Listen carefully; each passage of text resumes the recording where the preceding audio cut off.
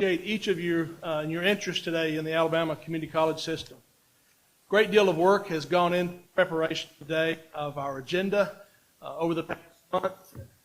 We appreciate all of the work that's been undertaken by the Chancellor and his staff to bring us to this point, and the presidents and their staff. As always, we remain laser focused on student success and remain true to our core mission of education, workforce development, and an active transfer. At this time, I'd like to introduce to you the Reverend Dr. Lawrence C. Sutton. He has been a pastor for over 64 years. He has been active in the state and national work with the Church of God. Pastor Sutton is currently serving at Airview Church of God in Opelika, Alabama. He was the founding pastor of this church in 1965, and today he will have our invocation. Pastor Sutton.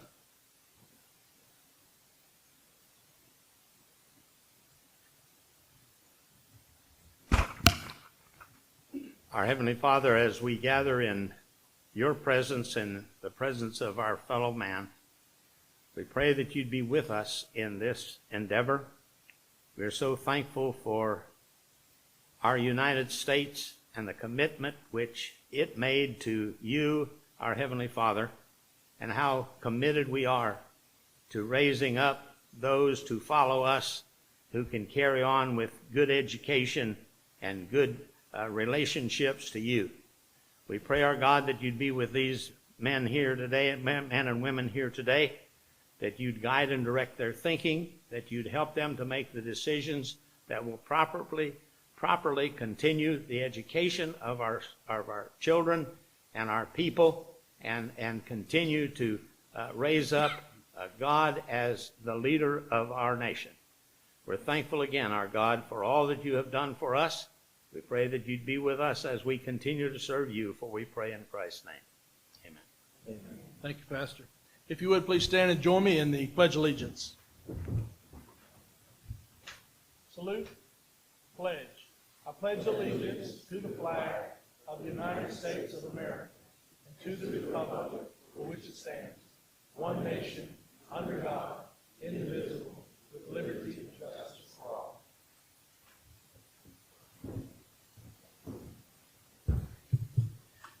Madam Secretary, please call the roll. Mr. Jeb Shell. Mr. John Mitchell. Present. Ms. Valerie Gray. Mr. Matthew Woods. Present. Mr. Goodrich Rogers. Present. Mr. Milton Davis. Mr. Levelyn Roan. Mr. Blake McAnally. Present. Dr. Yvette Richardson. Governor Kay Ivey. You have a quorum. Thank you. We do just have a quorum today, and we appreciate each of you in attendance.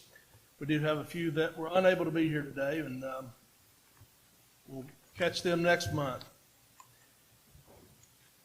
At this point, we're going to ask for a motion for the approval of the agenda that's been set before you. The agenda was sent out previously to the trustees for review and consideration. So moved.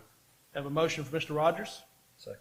Second for Mr. Woods. All those in favor of approving the agenda signify by raising your hand.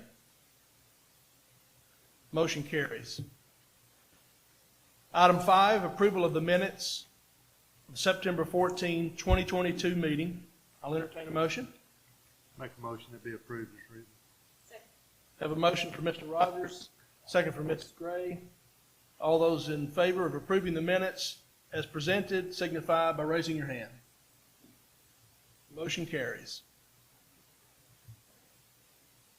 Ms. Wilkins, any public comment sign-ups? None. Thank you. At this point, we're going to move to item 7 in the agenda, the student spotlight. We're going to call on President Todd Shackett, Southern Union State Community College, and I would just like to say, Mr. President, thank you for hosting us today. Thank you for the coordination of last evening and the opportunity to get together and visit a little bit, and for hosting our meeting today. We're very thankful to you and your staff.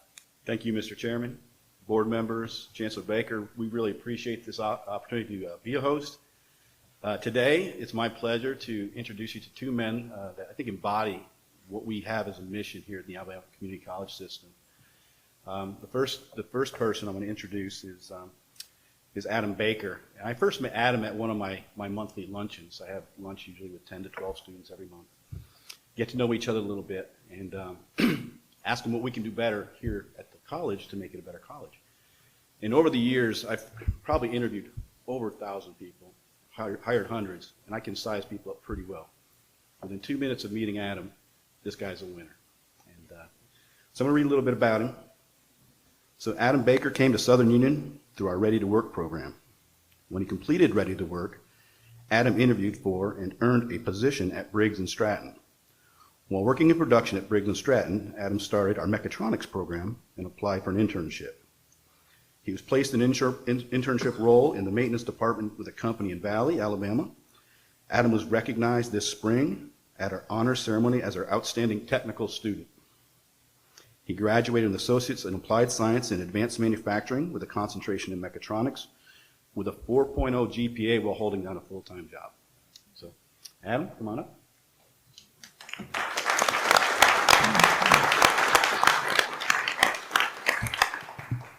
Hello, everybody. How are y'all?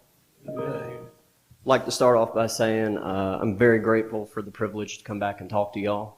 Southern Union has done a lot for me, and so any opportunity I can to give back to y'all is a great privilege.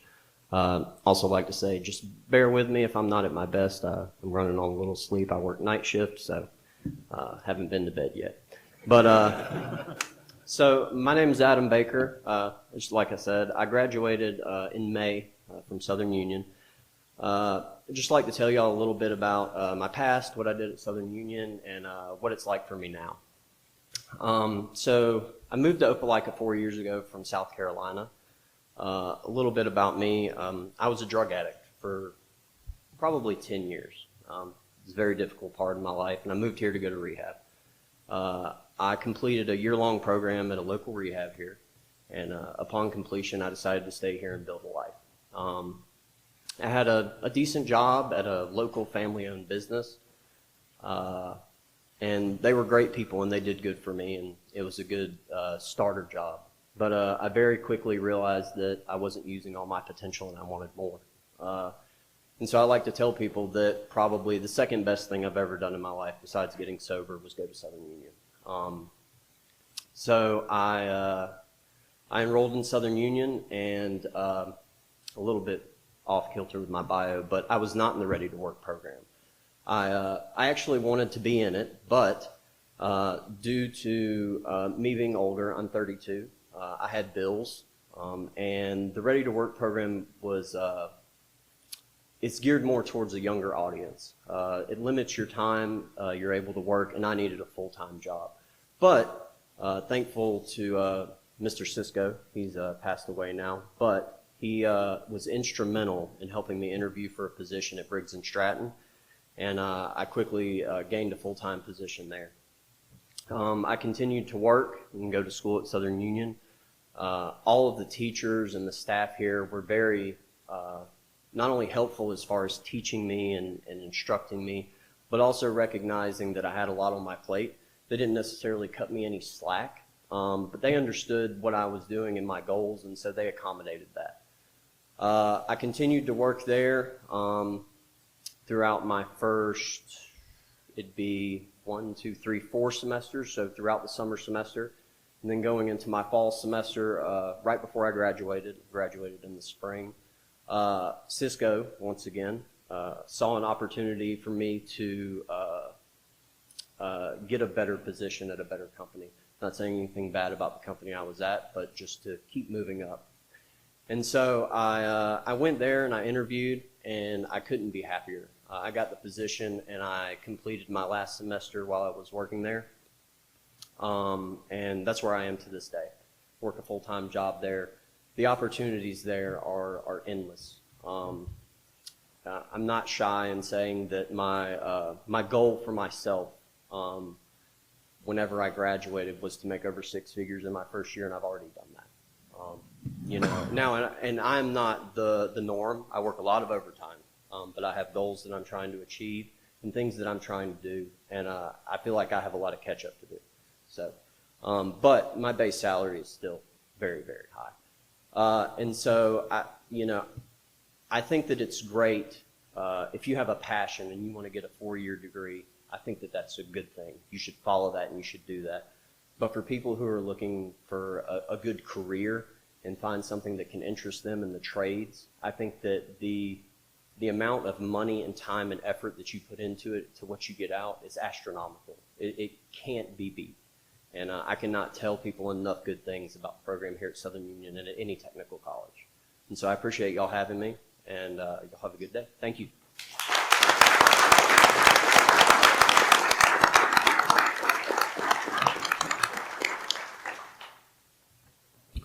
All right, so our second speaker is Seth Futrell, and I actually met Seth when he, I think, visited campus for the first time during one of our open houses.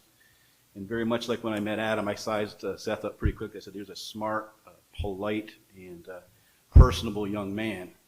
And I was so happy to see that he took us up on the opportunity to become a part of Southern Union. And just another bragging moment. About 6 months ago, I was over in Chambers County at a mayor's luncheon, giving them an update of what we're doing here at the school and so forth. And one of the mayors just kept going on and on about one of the students that was from Chambers County, and now he's at Southern Union. And I said, "Well, what's his name?" He said, "Seth." I said, "Seth Futrell?" And he said, "Yeah, that's the one." So I'm going to read a little about Seth and let him tell his story. So Seth Futrell is a member of the Fame on the Plains program at Southern Union State Community College. He is currently interning as a maintenance technician at SAO2 in Auburn, Alabama. At SAO2, Seth is learning to repair and maintain the equipment that creates life-saving devices while also acquiring valuable hands-on technical experience and knowledge. He's a graduate of Valley High School and served as the FFA chapter president at Chambers County Career Technology Center. While attending Chambers County Career Technology Center, Seth gained basic technical and leadership skills while also earning a short certificate from Briggs & Stratton, NCCER, and the Alabama Beekeepers Association. Seth was formerly employed by 5 Points Farms, where he applied his technical capabilities on vineyard farm machinery. Seth strives to take what he learned at Southern Union and carry it with him throughout his career and become a more productive technician and make positive improvements within the workplace. Seth?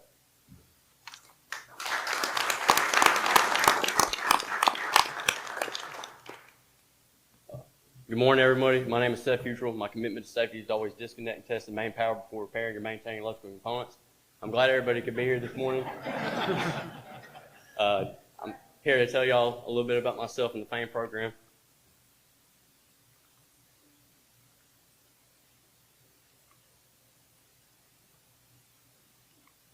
A little bit of technical difficulties.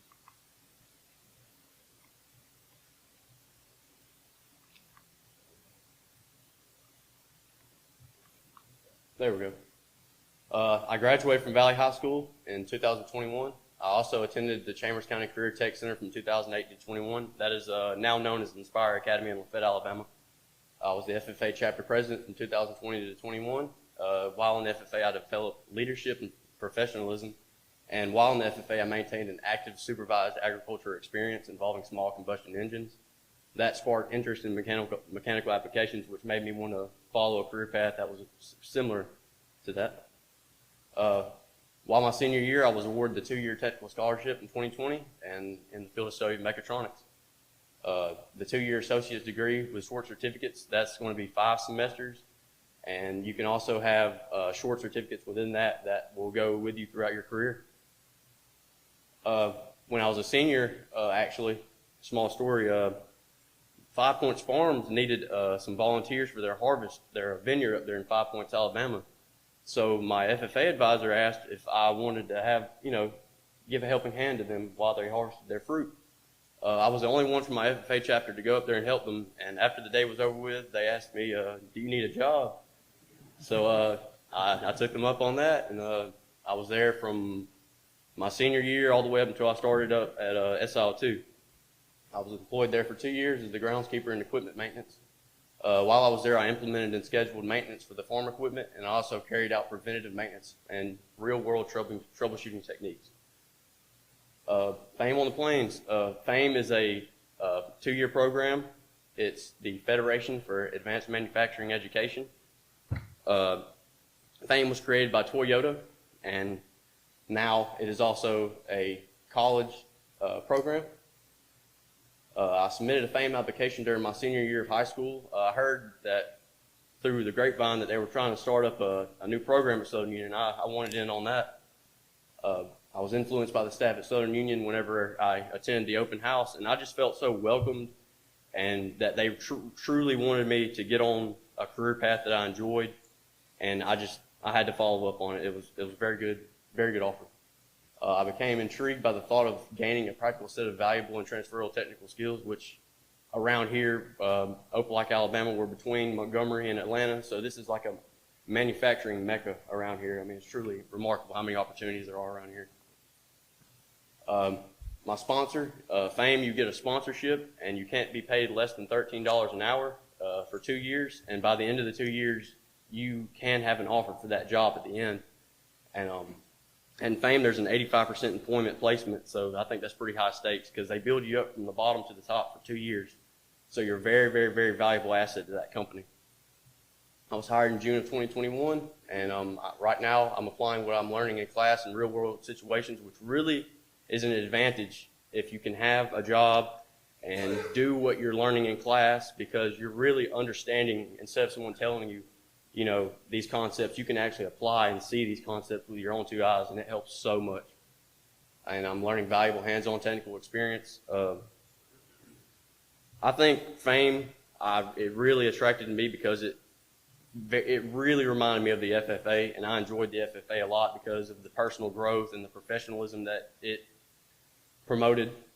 And I'm very fortunate to be chosen. It will have a very, very, very profound impact on my life and my career, and I'm very fortunate to have been chosen. In ending, I'd like to say that I truly believe that Southern Union technical programs are the backbone to the future of Alabama manufacturing. And I want to thank everyone for being here today and giving me this opportunity. Thank you, everyone.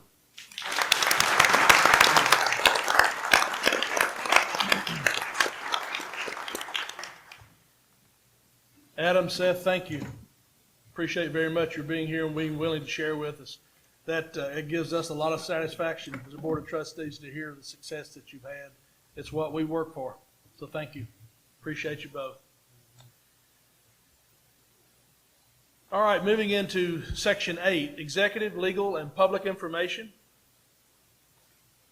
Beginning with item 8A1, Coastal Alabama Community College sale of real property.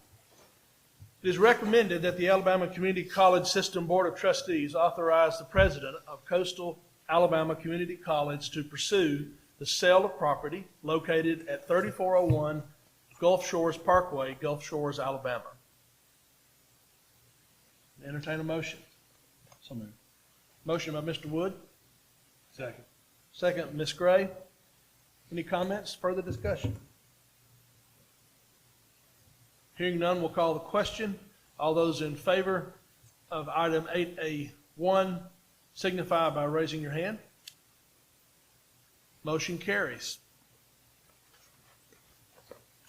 Moving now to item 8A2. The Alabama Community College System recommendation regarding adoption of proposed policy 318.01 as shown. It is recommended that the Alabama Community College System Board of Trustees adopt revised policy 318.01 audits as attached. It is further recommended that the revised policy take effect immediately. Entertain a motion. So moved. Motion by Mr. Woods. Second. Second, Mr. Rogers. Any discussion? Mr. Chairman, I just want to say that the Policy Committee has thoroughly reviewed this revision to the existing Board Policy 318.01 regarding audits, and it brings into alignment the board resolution that we adopted last month. So we are recommending to move forward with this revision. Thank you, Mr. Woods. We appreciate your committee's work on that, as became evident last month, and appreciate you attending to that straight away. Any further discussion? Hearing none, we'll call the question. All those in favor signify by raising your hand. Motion carries. Moving now to Section 9, Instructional Research and Development, Adult Education, Facilities, Fiscal, Information Technology, Workforce Development. beginning with item 9A1, the Alabama Community College System allocation of FY 2022-2023 Industry Certification Initiative Funds, existing industry training programs. It is recommended that the Alabama Community College System Board of Trustees authorize the Chancellor to distribute through grants the sum of $300,000 from the legislative appropriation for industry certification initiative funds. Individual grants awarded by the Chancellor shall be limited to a maximum of $15,000 for the purpose of providing training for existing businesses. The Chancellor and his staff are authorized and encouraged to use all appropriate means to expedite the award of grants to timely meet the needs of existing businesses. Entertain a motion. So moved. A motion by Mrs. Gray. Second. Second by Mr. Wood. Any discussion, questions? Hearing none, we'll call the question. All those in favor of item 9A1 signify by raising your hand. Motion carries unanimously. Item 9A2, the Alabama Community College System allocation of FY 2022-2023 Industry Certification Initiative Funds. It is recommended that the Alabama Community College System Board of Trustees authorize the Chancellor to provide scholarships for 2022 Skills USA Alabama competition winners who are entering or who have entered post-secondary education. And entertain a motion. So moved. Motion by Mr. Rogers. Second by Mrs. Gray. Any discussion? I would just say that I have an employee who attended Calhoun and won a gold medal in the CAD competition for design, associate design and engineering, and received this award a few years ago.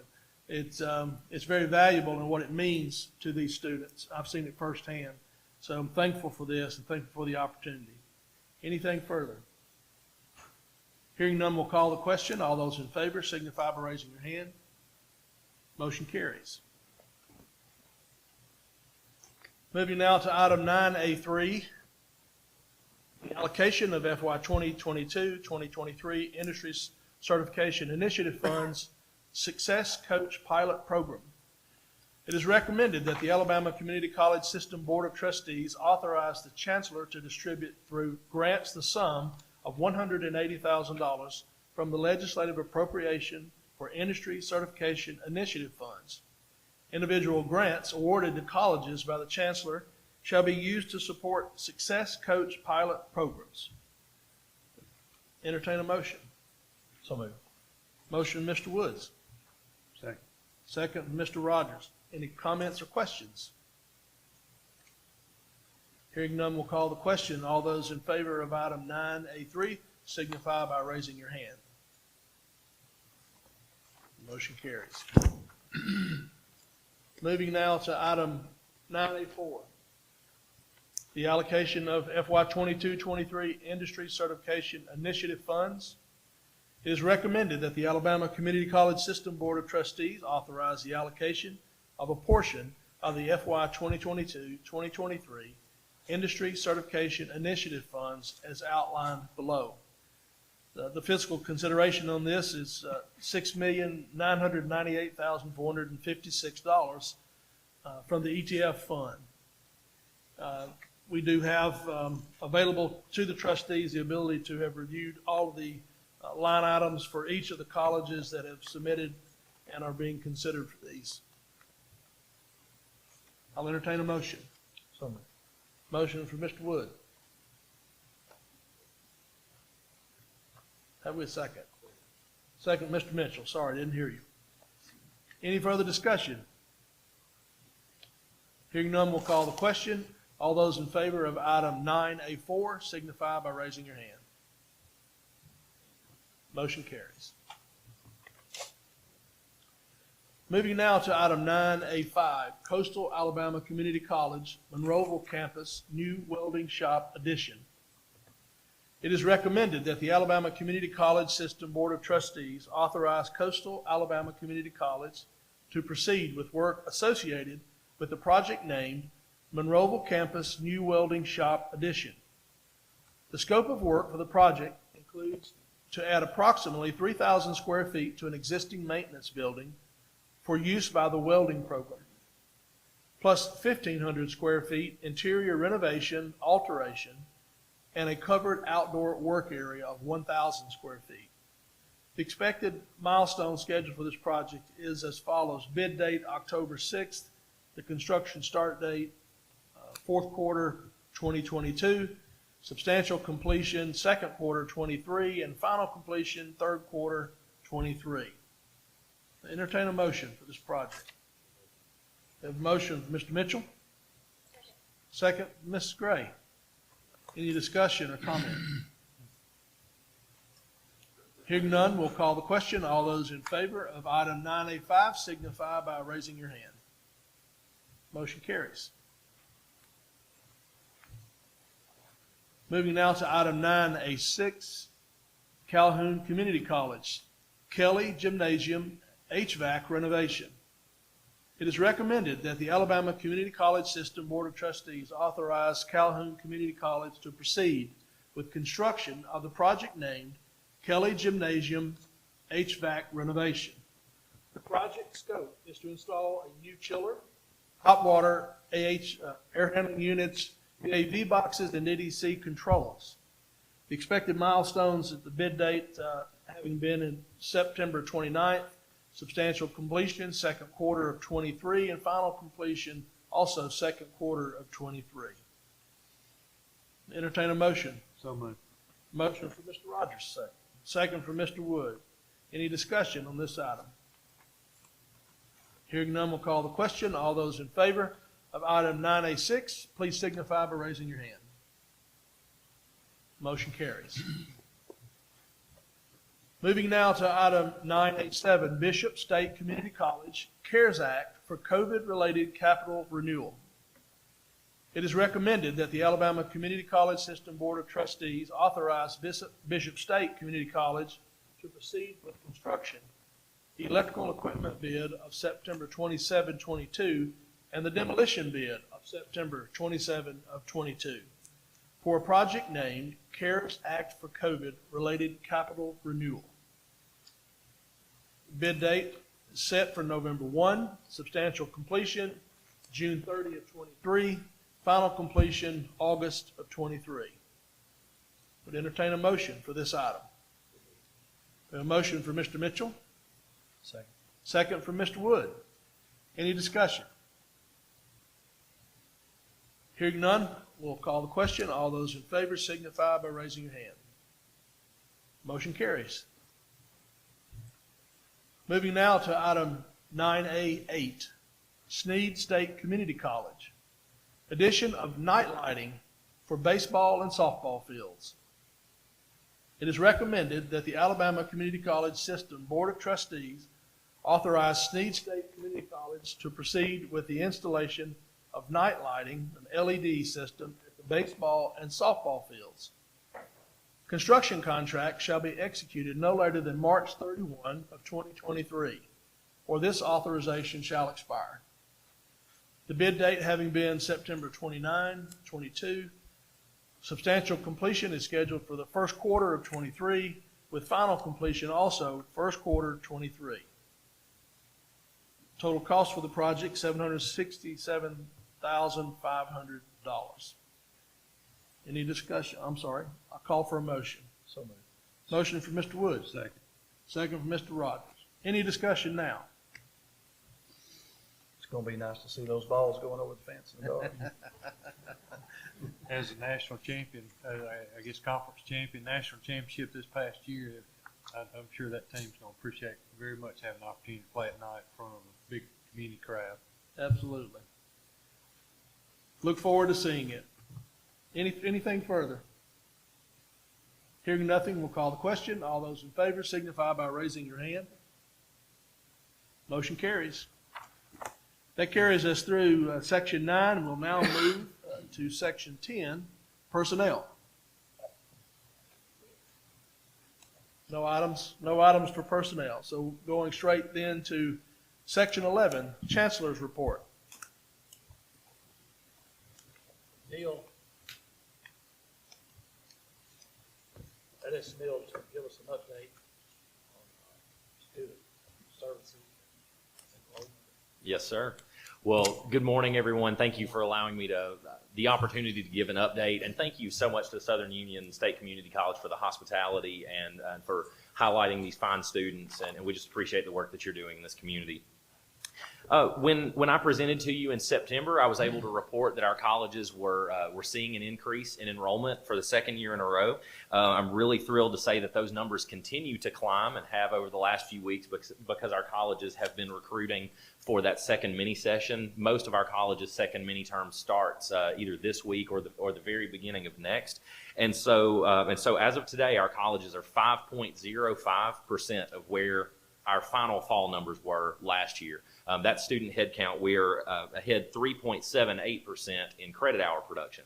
So again, we expect that to fluctuate just a little bit over the next few days. But in my mind, 5% was that magic number that I was really hoping to achieve. And as of this morning, that has happened.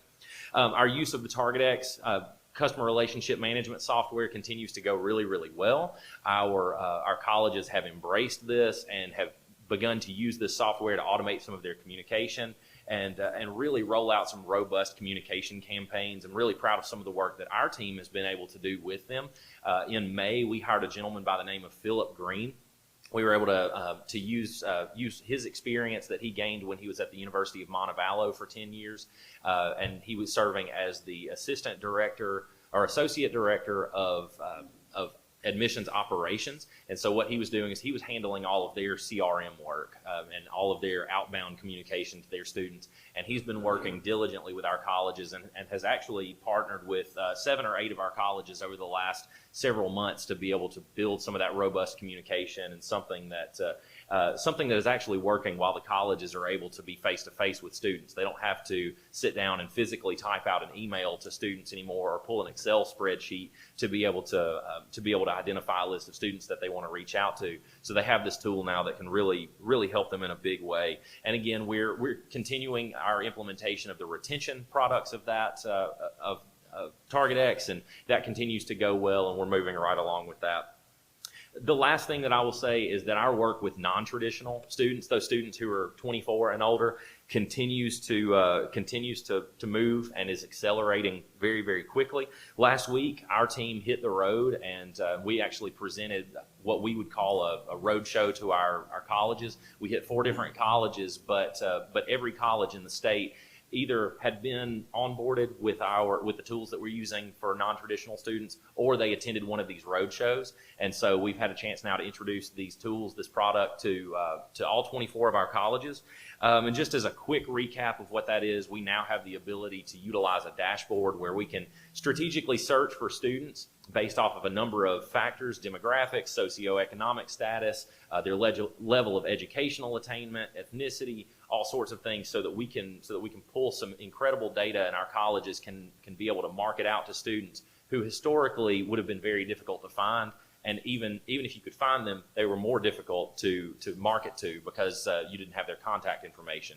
But we have that ability now, so that's something that is going well. And I reported last month that Shelton State had a fantastic success story with their pharmacy tech program. But even just very recently, Bishop State has been working and has been using these products to try to push for their second mini session, and has seen some success. In fact, Olivier, they are dangerously close to 3,000 students as of today. So this, I think we're 17 students away. So if you know 17 people in the Mobile area who are looking to take some classes, tell them to give President Charles a call.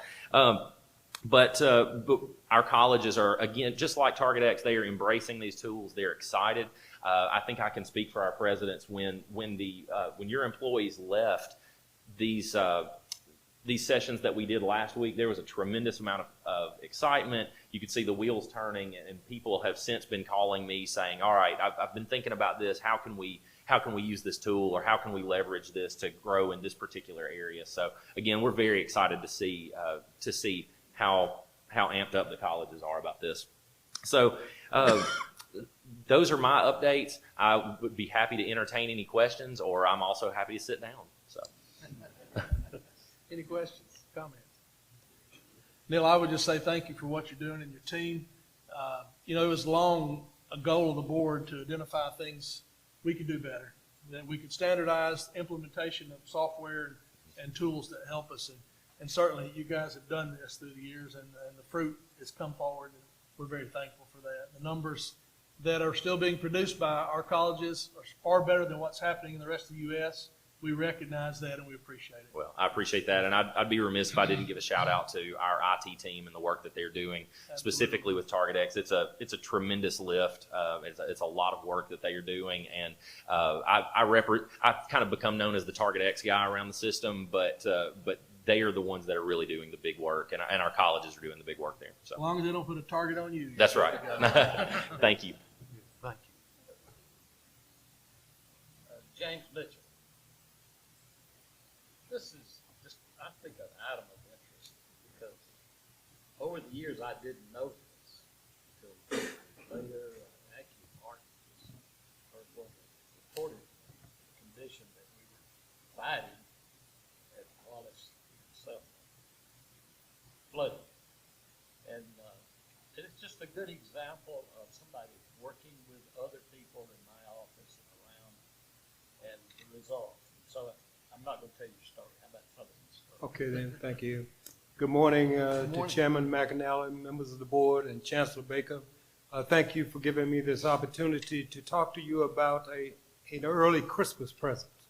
As Chancellor Baker has really pushed since his tenure of having a unified community college system, all community colleges operating as one within our system, we've seen many shining examples of that success, and Chancellor, thank you for making that push, because I've been here 22 years, so I've seen community colleges act independently, and I've seen the results of that.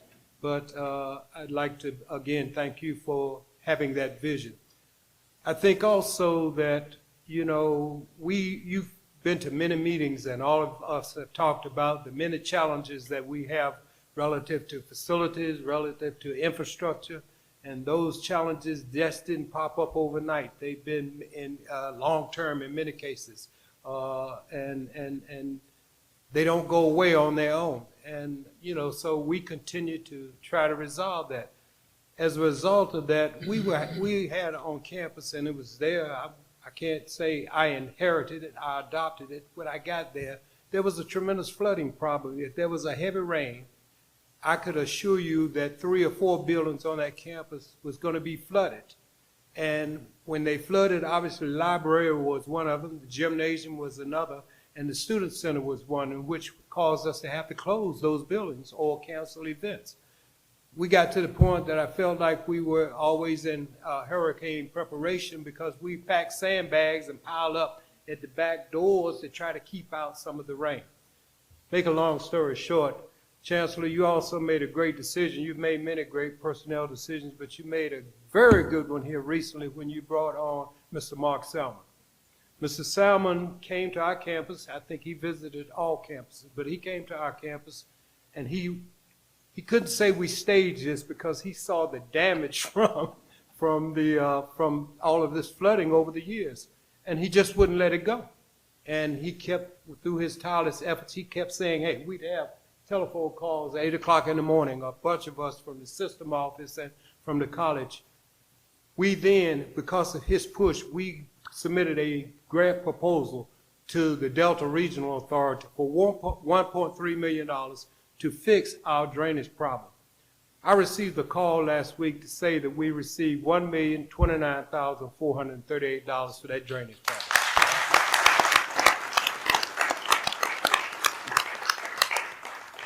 That's why I said it was an early Christmas present. And I'd also like to thank Dr. Vicki Olson and Ms. Lisa Rowland, because they had a large part to play in this role, but it was truly a collaborative effort. Thank you very much.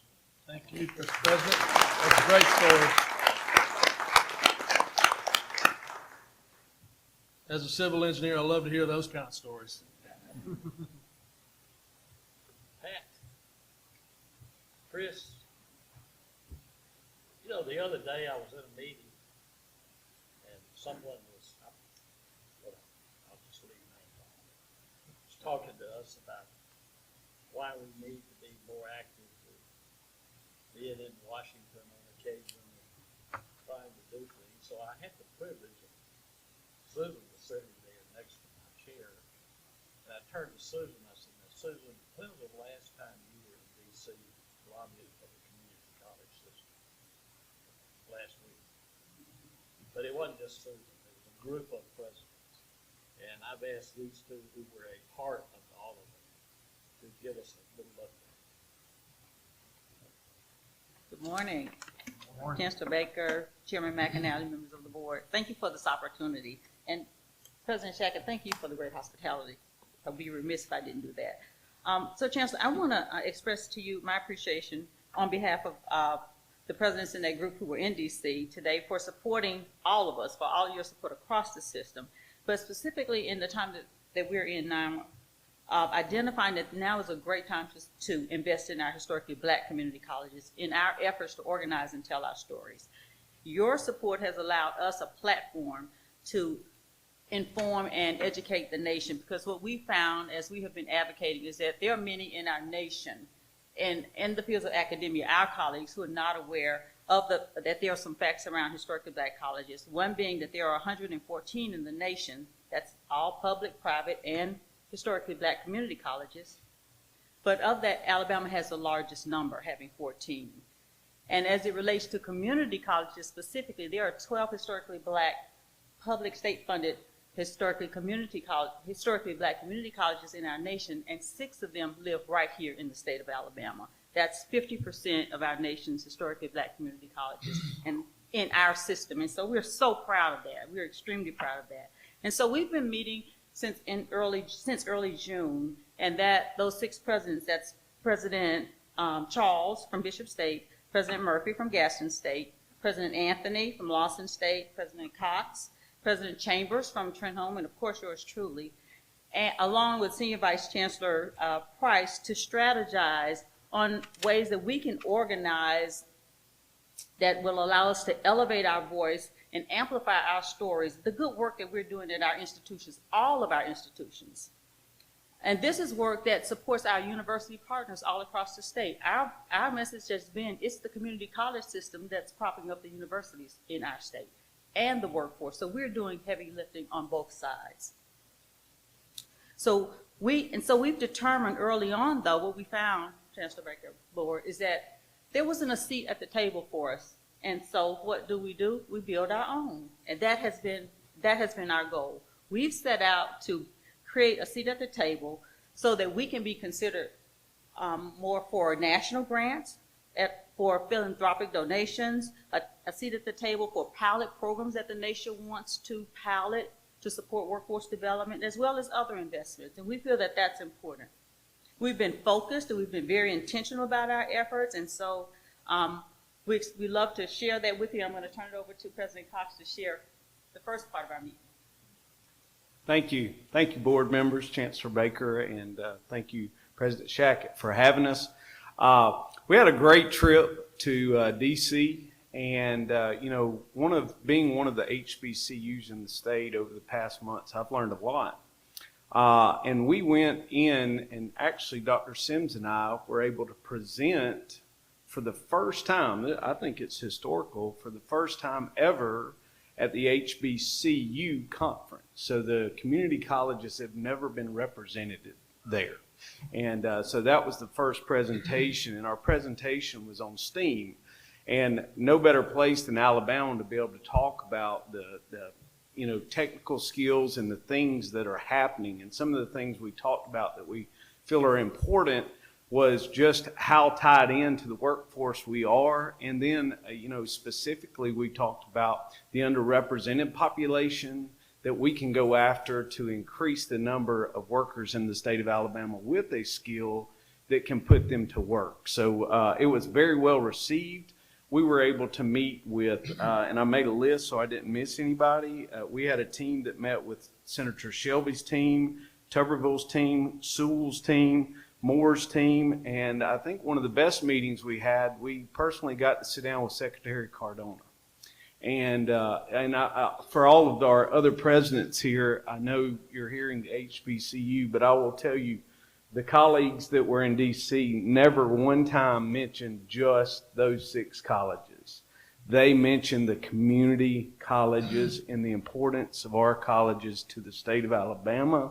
And I think it gave us a platform to do that. I was proud to be part of that team and feel like you would feel we were very well represented in Washington, D.C., and I think it was very well taken. One of the things that really caught me by surprise is they were talking about a $140 million grant.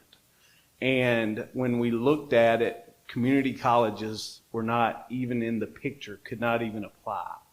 And the representation in D.C. was to open that window to try to get to where our colleges, not just HBCUs, it could be HBCC, but it could be any community college, to be part of those grant opportunities that our universities are part of. So I will say it was a very, I think, productive meeting, well received, and we certainly enjoyed Olivier and I being there with these ladies. I'll let you guess who kind of told us what we were supposed to do. So thank you, and if you have any questions, be glad to answer. Thank you, President Cox. The second part of our meeting, Chancellor, in keeping working with our local legislative delegation, Representative Laura Hall from Alabama House District 19, and who's also President-elect of the National Black Caucus for State Legislators, along with Paula Hoisington, who's CEO of the caucus, arranged a meeting for several presidents with White House staff. And attending that meeting was Presidents Anthony and Chambers, along with Senior Vice Chancellor Price and myself. And we met with members of the White House staff, and they included Amber Green, who's Special Assistant to the President for Racial and Economic Justice, Tari Murray, who's Special Assistant to the President and Deputy Director for the Office of Public Engagement, and Joanna Molesky, who was the Senior Policy Advisor for Labor and Higher Education. And our conversation really focused, again, on the fact that community colleges, the message that you've been sharing with us, that we are the vehicle to deliver the workforce needs for this country, for our state and certainly for the country, and the fact that we are challenged to meet those demands by our infrastructure and other challenges that we've already discussed that have been ongoing and that we're working to combat.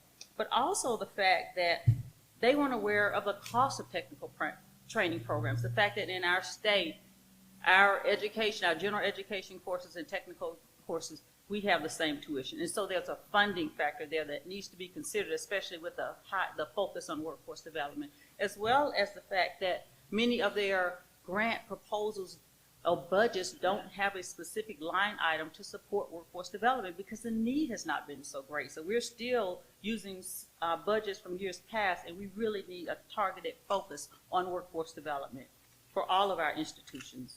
And so we were really pleased. We thought that we had some great dialogue, and I'm happy to report that we feel like we have a great return on our investment. So we are getting more opportunities to highlight the work we're doing with the Thurgood Marshall Fund. The Thurgood Marshall Fund is a charitable organization that was established in 1987.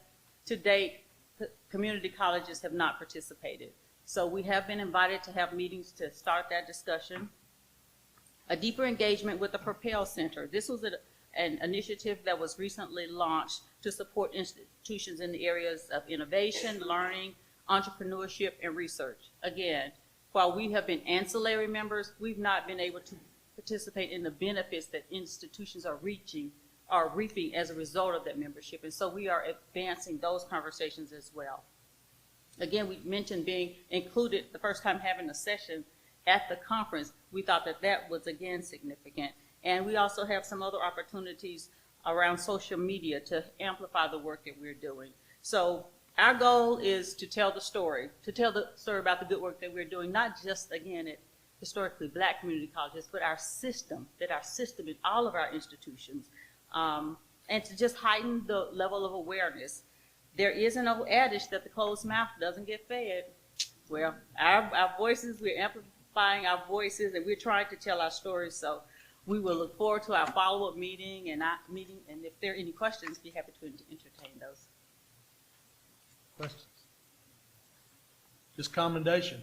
Thank you. Thank you you. for what you've done.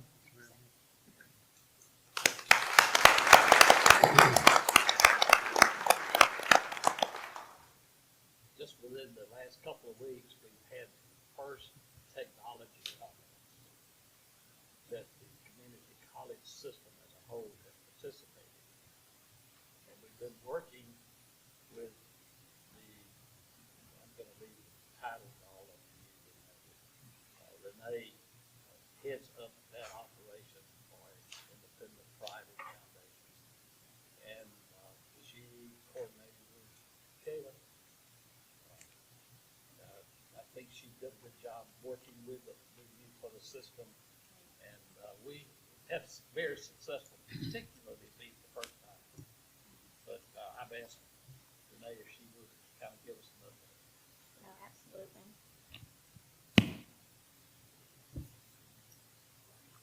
Do we have the PowerPoint?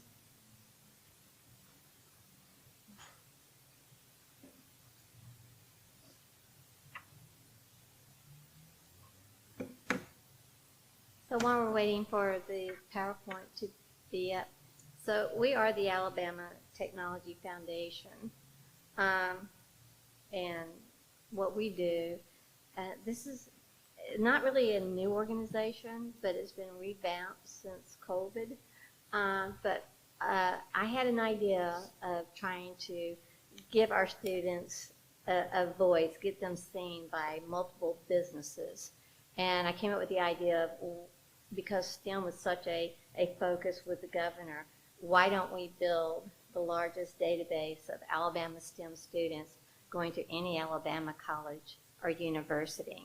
Let them register, let them put in their overall GPA, the GPA in their major, let them select certifications that they may already have, let them select if they're available for an internship or a job placement, let them select what university that they're going to. And so with that, this database is what we're using as a tool supporting the workforce development and the Alabama industry by providing this digital platform and allowing our students to be seen.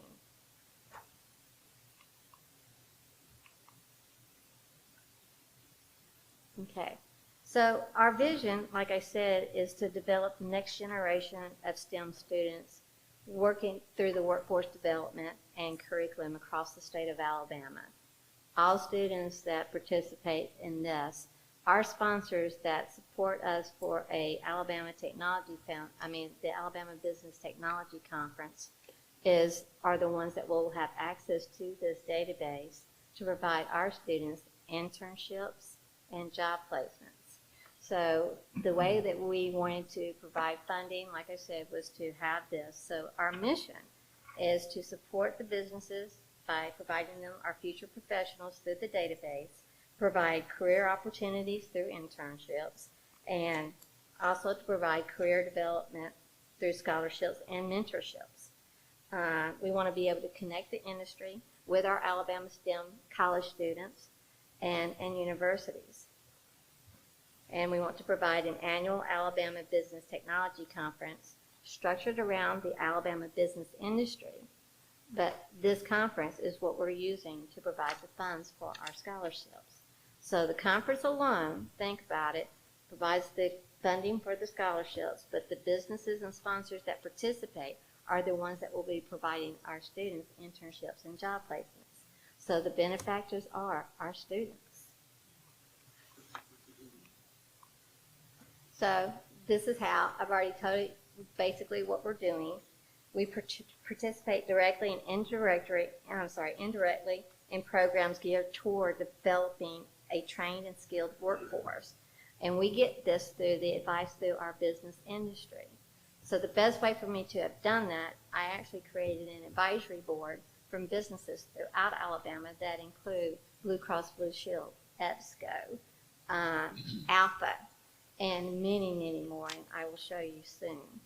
But our goal is so important, is that we want to develop qualified STEM specialists to meet the growing need. We have such a demand in the workforce industry to find employees, but our students are not being seen the way they need to be seen. This database will allow any business to do a query based on what they need, whether it's a biochemistry, whether it's mechanical engineering, whether it's just basically computer infrastructure, cybersecurity. Any student that qualifies to that query will populate from any college or university. It's almost like going to a career fair where everybody's there. You know, you can't beat it. So we do want to provide one in two-year scholarship as well. And that's in process. 2 weeks ago was our first conference. We were very excited about how well we did with this conference. We had 300 plus business industries attending the conference. We had, starting off, about 36 students before the Alabama Community College came to us and said, we want to help, we like your idea of what you're doing. And Chancellor Baker, I appreciate you calling me. I really thought he was going to call me and say, what are you doing? Instead he says, I want to help, I want to help, I want to participate.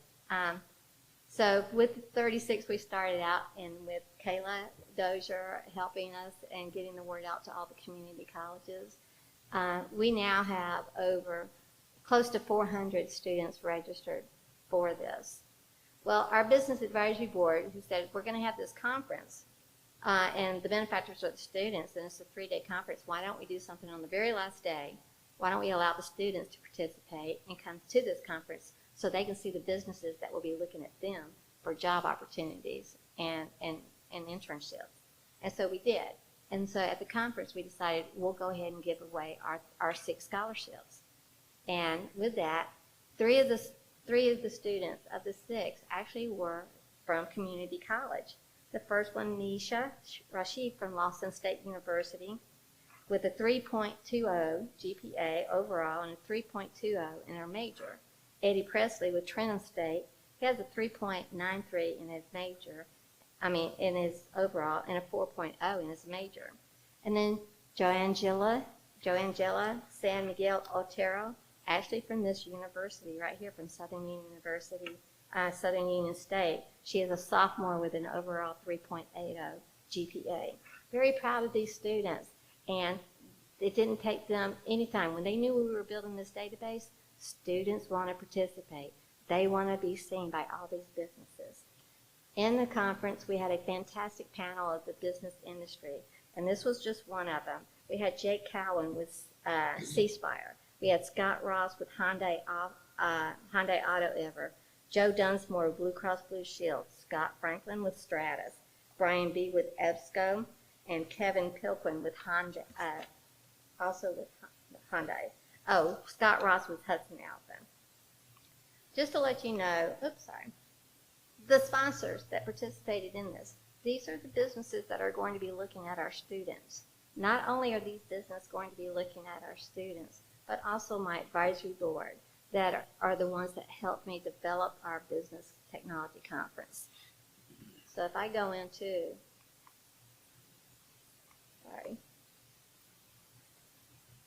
so this is the workforce development conduit. Basically what we're wanting to do, we're wanting to recruit the students. We're wanting to do additional marketing to let everybody know what we're doing, and we want to continue our educational outreach through all the businesses that are working with us. And the student profiles is our database. I'm going to go on because I know I'm limited on time. So this is where we are. In spring of 22, we had the enrollment of only 36 students. In September of 22, we had close to 400, and the Alabama Technology Conference took off.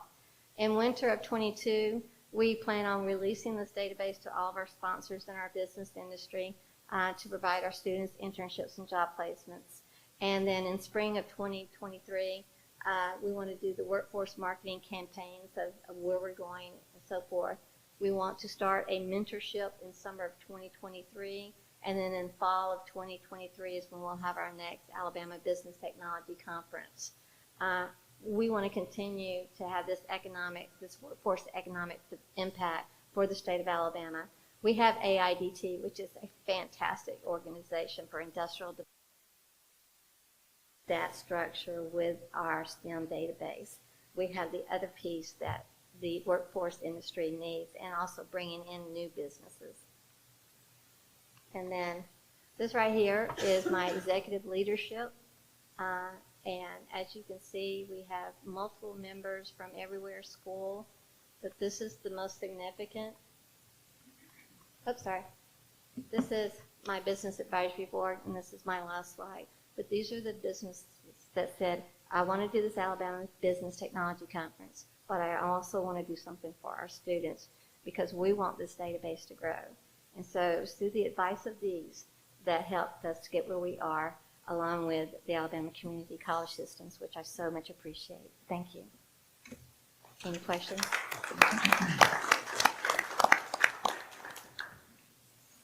Thank you, Renee. Enjoyed getting to meet you and speak with you last night. And Renee mentioned something last night that's near and dear to my heart. One of their focuses is to keep our students in state once we train them, to keep them in Alabama. And in my business, a university that shall remain nameless and a program that shall remain nameless is graduating a few students and that we desperately need in Alabama. And 90% of them are going out of state every year. And so this kind of interaction, I think, is important, that we start letting students know early what's available in their home state. You don't have to go a long way, go out of state to make a good salary. So thank you for what you're doing. That's it. All right. So that finishes the Chancellor's report. Item 12, committee reports. Any committee reports to make? None. Anything else from the trustees? Mr. Chairman, I wanted to thank President Shackett for the buffalo and the koozies. I'm assuming your CNC machine shop has made all these. Excellent. And I want to take just a moment. In 1981, I was a freshman at Auburn University, and I was 81, 82 found me struggling, and Southern Union Community College rescued me and helped save me, and I appreciate that to this day. So the classes I took at Southern Union, which was not on this campus, this is beautiful. It was a different campus, and it was also over at the Valley too. But proud to be back on campus, and thank you. That was nearly 40 years ago, so thank you very much. Mr. Chairman, if I might have a moment of personal privilege, if you don't mind. Please. Thank you. As many of you know, my time on the board is drawing closer and closer to an end.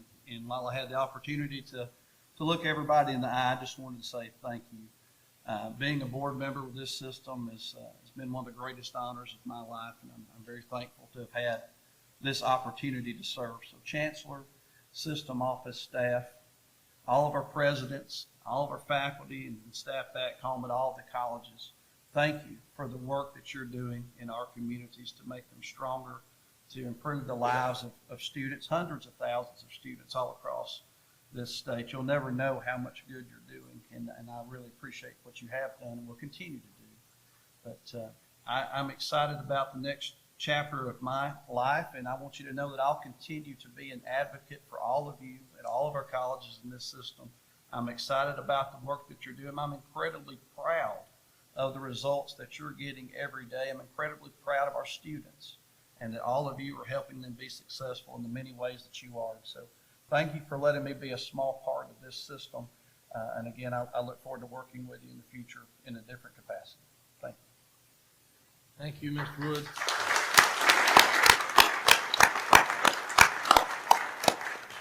Matt's been an asset to the board ever since he's been here, and we're thankful for his service. We're excited about your next chapter too, and we will come knock on your door. Trust me. Come on.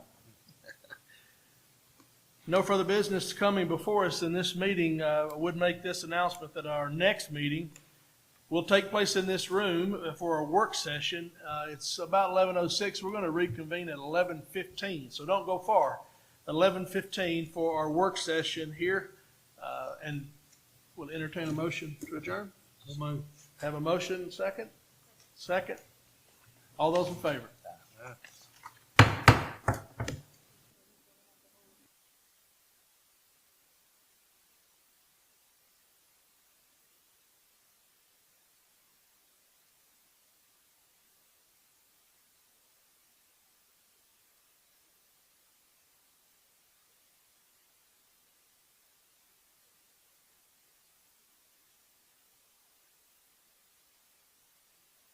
Is Trentham State's request that the Board of Trustees authorize the President to pursue the sale of a parcel of property known as the Trentham State Warehouse, located at 3103 Mobile Highway in Montgomery. The property consists of a building of approximately 16,000 square feet on approximately 2 acres. The building is currently vacant and in considerable disrepair. The building is not useful to the college due to its deteriorating condition and would require substantial financial support to make the building suitable for use again.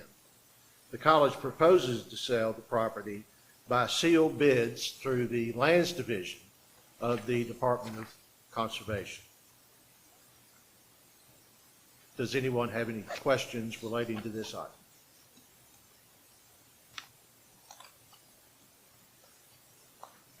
The next item is the meeting and work session schedule for the Board of Trustees for 2023. Each of the meeting dates are the second Wednesday of each respective month. Any questions relating to this item?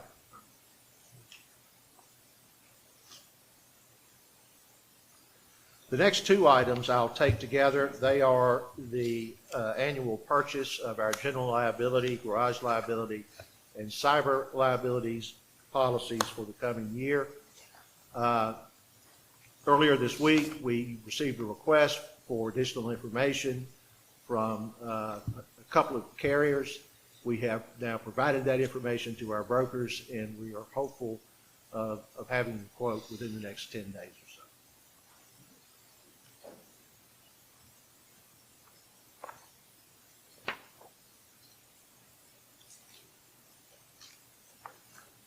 The final item for me this morning is Bishop State's request that the Board of Trustees authorize the President to name the Cyber Cafe in the Advanced Manufacturing Center as the SSAB Cyber Cafe and to add appropriate signage.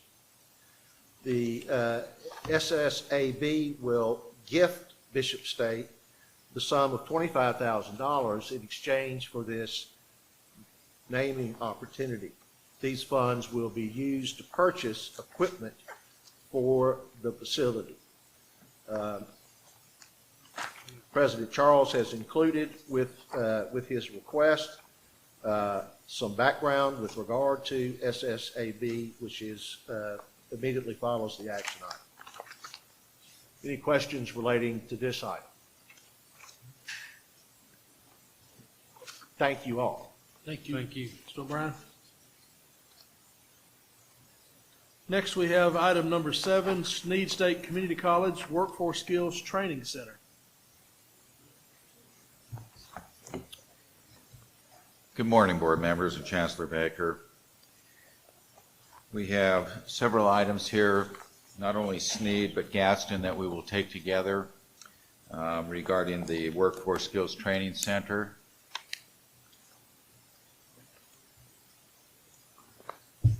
In addition to these other 3 items.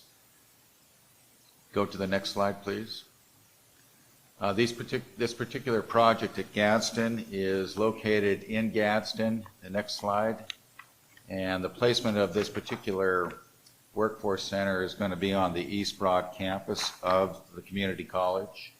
You can see in the packet that we provided for you that we've highlighted the general area for the placement of the workforce center. This here is a representation of the workforce center that is going to be at both Gadsden and located at Snead State. We have built into this areas for AutoCAD, welding, machine tooling, industrial technology systems, and electronic systems as well. And then we have also built into this space for administrative functions, offices, and conference rooms as well. And included in this that we do not speak often about is also a safety or tornado storm shelter that's part of the building. This here is a representation of the rendering of the profile of these centers as they are being built and as they'll be finished, and how we will perceive and how they'll look. The next slide that I'll show you, board members, is an aerial view that'll take us through not only a representation of the facility at Gadsden, but at Snead and all of those centers that are going up at Northeast as well as at Drake. As you come in through the front door here, you come into the main lobby area of the Workforce Center. And this is a rendering. It's not in its entire, completed in its entire form. And then you turn to the left and you go down this hallway. As you progress down this hallway, we're going to be entering into a room that has been designed for AutoCAD technology and design systems. And then as we come through and leave the room and you look into the space straight ahead, this is a flex space for alternative programs to be taught. And then we return and we come back down the corridor and we're going to go into this room here, which is part of machine tooling and the quality control space. This space here is going to be dedicated to machine tooling, so you've got overhead lathes, and then overhead milling machines, and then CNC technology. We go through this corridor and we're going into a space that has been dedicated and designed for welding technology. And as you turn and go out the space, you've got storage and then a classroom that is on the left. Across the hallway, we're moving into this space, which is the technology sciences area of the program and the offerings that our students will receive. And then going through this overhead door is going to be industrial electronics for our students as well. As we leave this space, we return to the hallway, turn to the left, and then go back out towards the main lobby. Right now, we see much of the building being reflected in terms of an industrial setting, but also a contemporary, modern look to give that feel for students and those that will come into the facility. And then as you exit the building, you can move out and you can begin to see how this building will look and be a representation to those that drive by it each and every day. And if they'll bring back the next slides.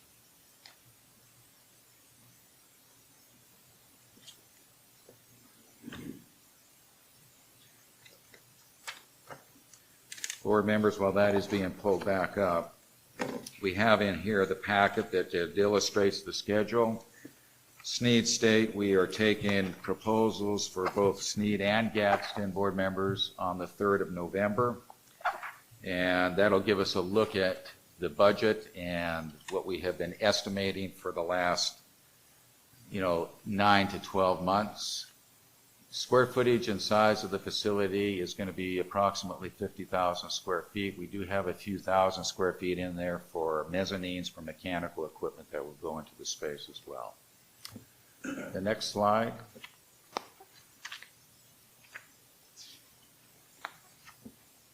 The architect on this project is Goodwin Mills and Kaywood. Our budget overall is set at just a little less than $30 million. Our budget for the construction has been a point of discussion for quite some time, and we have been tracking it almost on a weekly basis.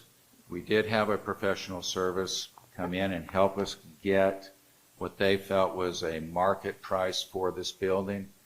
That was down roughly at about the $430 a square foot cost. We have seen construction costs, however, that have escalated and been over $500. So we split the difference for representing the budget to you today at about $475 a square foot, trying to balance what we've been told and what we see as a reality in the marketplace. And then we have additional costs that are built into the budget for FF&E and other services that will be necessary for this project. Any questions about Gadsden, the Workforce Center, that I've just shared and gone over with you? The next project, board members, in your packet is Sneed State. Again, this information is very similar. The facility is similar to the solution that is being provided at Gadsden. The only thing that I'll draw your attention to that is a little bit of a difference is the location. This particular center will be placed a few miles away from Boaz up towards Guntersville, and as at the site of the Marshall County Technology School.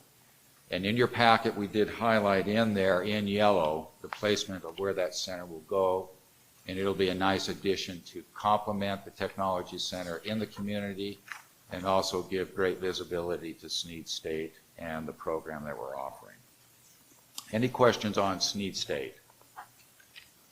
Mark, I don't have a question, but I want to point out too, that's also right in front of the Gunnersville Industrial Park on Highway 431. So it's about as centrally located as it could possibly be in Marshall County. It's a great location. It is. All right. If we can advance the slides, we'll go to the next project, which is Bishop State. Moving really quickly through this project, board members, we have down on the main campus, going to the next slide, the Nursing Sciences Building. As we have completed the renovation, we also need to go in and address the roof. So we're bringing this forward to you. Advance to the next slide. We will be taking bids in at the end of this month, going into the beginning of November. The next slide to the budget. This budget, board members, is below the $500,000 threshold for board action. We have brought it to you just as a precaution and a step in the event that we do see pricing that is over $500,000. If it stays under budget, which we have been successful in our roofing projects consistently, then this will be the last time you see this project. Any questions about the roofing project at Bishop? If we'll advance to the next project, we have two that are out at Marion Military Institute. If we'll go to the next slide. This is for the primary electrical service improvements to the campus. We're looking to make some infrastructure improvements that are needed at the college. We do have a solution which we have aerial transmission lines and old technology type of transformers. So we're working on that and looking to put this underground. It's also coming at a time that it complements the power requirements and service needs for the new dining facility that's being added to the campus. Alabama Power is going to be a big part of this, and we do anticipate that we can move forward and start construction on this work going into November towards the end of the year. Next slide. The budget set for this is going to be just a little less than $500,000. Construction involved with the improvements for the utility itself are set at roughly $600,000. Any questions on the electrical service improvements at Marion Military? The last project, board members, is the softball press box replacement project at the college as well. If you'll advance to the next slide. You can see from the rendering and packet of information that in this location, we're wanting to do some things with this press box. The college is focused on trying to make these improvements. The next slide. This is a rendering of what we see and anticipate the improvements will look like. Not only the press box improvements, but we'll also be adding in there restroom facilities, concessions to complement, so we have similar offerings here as they also enjoy over at the baseball program. Next slide. We do anticipate bids coming back to us later this month, and then being able to proceed with construction will start later this year, and then completing that construction later in the spring of 2023. Budget, you'll see, board members, is less than the $500,000 threshold. However, with the uncertainty of the market, we'll be taking those bids, and we hope that our budget or our bid responses will come in at the budget, and that this will be the last time that you see this request. Board members, any questions about Marion or any of the projects that we've presented? Thank you, Mark. I would just point out that I had a couple of contractors that I stay in touch with, and one told me yesterday that a framing package that he recently received for a common building he constructs had dropped in price 18%. And the first time he'd seen it, so hopefully we'll begin to see a trend here. I hope so too. Thank you, board members. All right, I think that are all the items that we had on the work session for today. Anything else that needs to be brought before us, discussed? Trustees, Chancellor? We shall consider ourselves dismissed.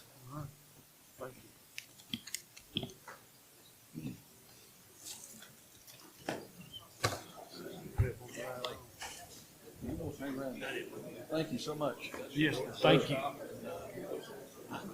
That's gonna go on my desk. Yeah, that's